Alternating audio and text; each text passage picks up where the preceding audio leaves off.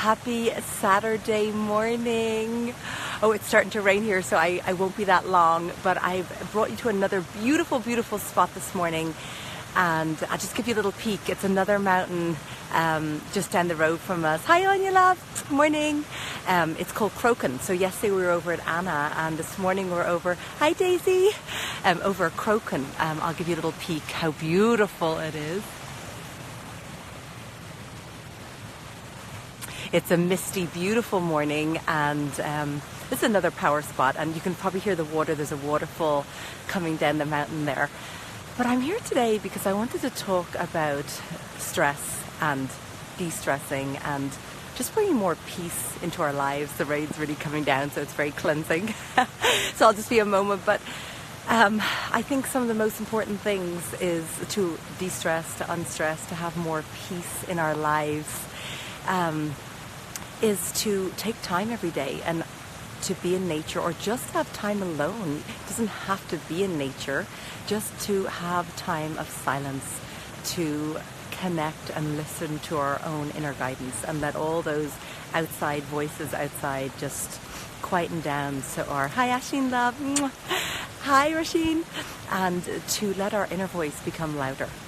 And so we are just guided, and when we are connected like that, and we have that sense of peace, like the stress just melts away.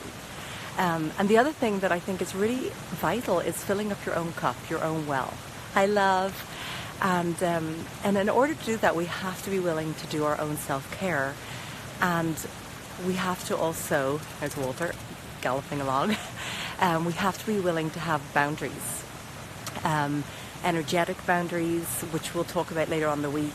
And just boundaries, even with our loved ones, even with our family, even with our friends. There's Walter.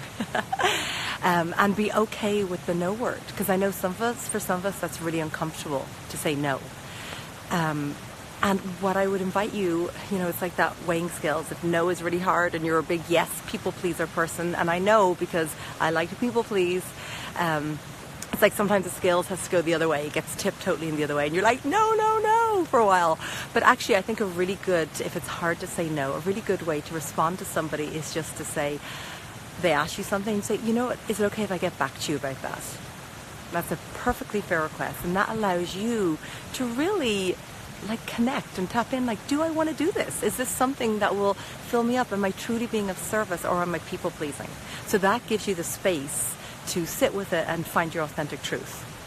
And then as far as just de-stressing and finding more peace, I would love to give you a couple of guidance tips for in your home, feng shui tips. And I think for de-stressing, I know the front door is one of the most important parts of the home, but I think we're going to talk about the bedroom. And to have a really good night's sleep is definitely part of feeling good mentally, emotionally, physically, spiritually. So let's talk about the bedroom, ways to de-stress. So I'm going to invite you sometime over this perhaps today or within this next week, to just make sure you get all your electrical stuff out of the bedroom, because that can cause a lot of electromagnetic fields in our body, and then that causes stress for us. So remove any of the electrical stuff out of the bedroom. Definitely no laptops, computers, if not TVs. And really, we just need our light switch, and if you like to listen to music or something, but have, plug in alarm clocks, take all that out of the room. And then, of course, a major cause of stress in our lives is clutter. And, it's not like it all has to be gone in one day, but start with your bedroom and make the bed, and just don't have a ton of laundry all over the floor, and maybe clean off your nightstands, so just and don't just put all that stuff that you don't need elsewhere, but maybe pass it on to somebody who needs it, loves it, recycle it, or if it's only fit for the trash, do that. So just to create more peace and harmony in our lives. And then perhaps maybe create a nighttime ritual, and maybe put your bedroom switch on a dimmer. So then as you start to get ready for sleep and you want a more peaceful, calming yin, as we'd say in feng shui environment, so you can dim your light a little bit as you get ready for sleep, and it's wonderful for creating romantic mood as well. So anyway, it's getting really rainy here. I'm gonna sign off. Love you.